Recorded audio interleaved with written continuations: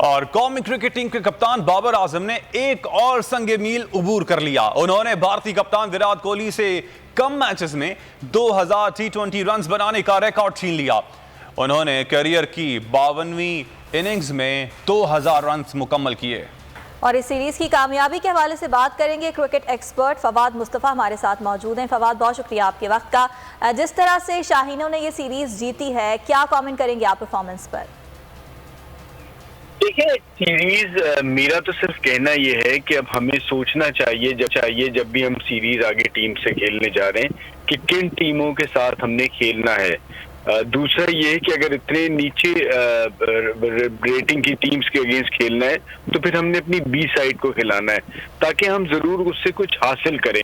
ये सीरीज हुई, पाकिस्तान जीत गया, लेकिन जो अचीव करना चाहिए था वो मेरी नजर में अचीव नहीं किया। एक हम T20 एक बहुत ही नीचे की टीम से हारे, और फिर वही जो परेशानी साउथ अफ्रीका में थी कि जो मिडिल ऑर्डर अभी तक हमें हम मिल नहीं पा रहा कोई ऐसा, बिकॉज वर्ल्ड कप बहुत ही करीब है, तो वो इशू वहीं का वहीं खड़ा रहा।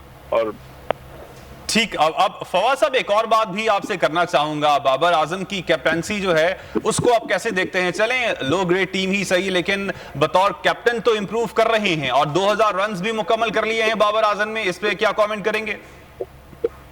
जी, ऑब्वियसली कप्तान नए बने हैं, उन्हें तजुर्बा नहीं है। हल्के कप्तान को बेहतर होने में टाइम लगता है। हमारे यहाँ यही होता है कि हमने बहुत जल्दी कप्तान बदले। सरफराज को हमने बहुत जल्दी से बदल दिया, लेकिन अगर अब बाबर आजम को कप्तान रखा है तो उन्हें थोड़ा टाइम और चांस देना खाल, इसके साथ साथ बेहतरी आएगी। ठीक है फवाद, साथ ही मौजूद रहेगा। अभी एक ब्रेक का वक्त है। सरफराज अहमद की परफॉर्मेंस के हवाले से भी बात करेंगे। कल भी उन्हें टीम में शामिल किया गया था, लेकिन यहाँ पर एक